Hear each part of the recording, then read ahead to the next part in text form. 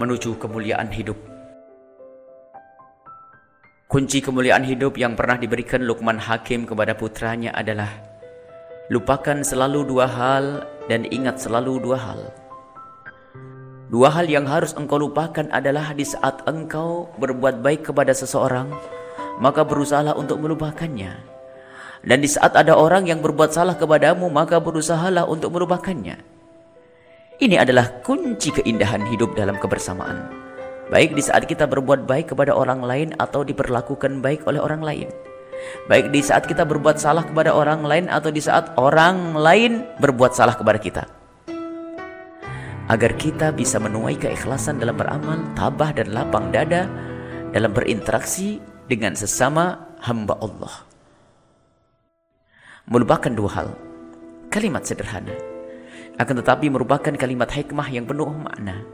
Sungguh, siapapun yang selalu mengingat apa yang pernah ia berikan, maka susah baginya untuk berbuat kebaikan lagi.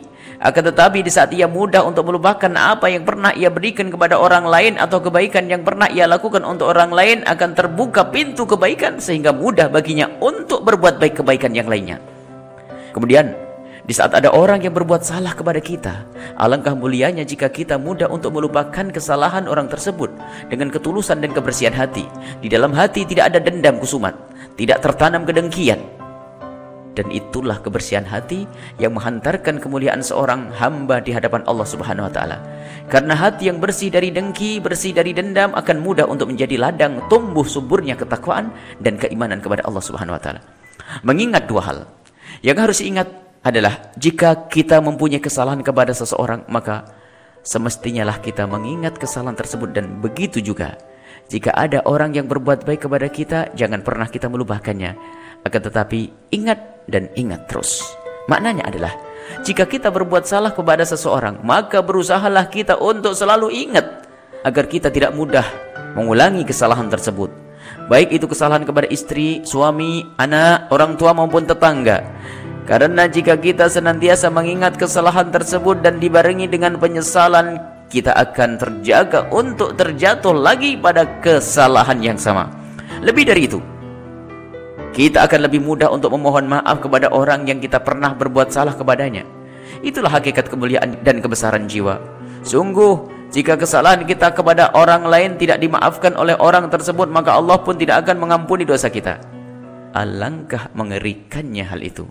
Lalu, apakah kita juga rela jika ada orang disiksa dan dimurkai oleh Allah Subhanahu wa taala karena orang tersebut berbuat salah kepada kita? Wallahu a'lam bissawab.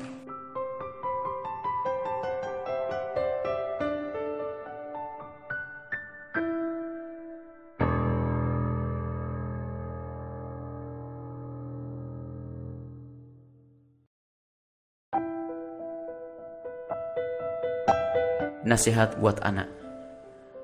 Seringkali Rasulullah Sallallahu Alaihi Wasallam mengingatkan agar kita berbakti kepada orang tua kita, memuliakan dan mengabdi kepada mereka. Sehingga jika ada anak yang durhaka kepada orang tuanya, maka ia adalah orang yang bakal sengsara di dunia dan di akhirat. Dan termasuk dosa yang akan didahulukan hukumannya di dunia sebelum di akhirat adalah dosa durhaka kepada orang tua. Untuk memupuk benih bakti seorang anak kepada orang tua adalah dengan sering-sering kita menghadirkan besarnya makna perjuangan orang tua terhadap anak-anaknya di saat sang anak masih kecil. Sungguh, suatu pengabdian yang tiada tandingnya. Orang tua rela sakit demi anak, tidak nyenyak tidur demi anak, dan begitu seterusnya. Perjuangan demi perjuangan beliau jalani, pengabdian demi pengabdian beliau lalui, semuanya adalah demi anak.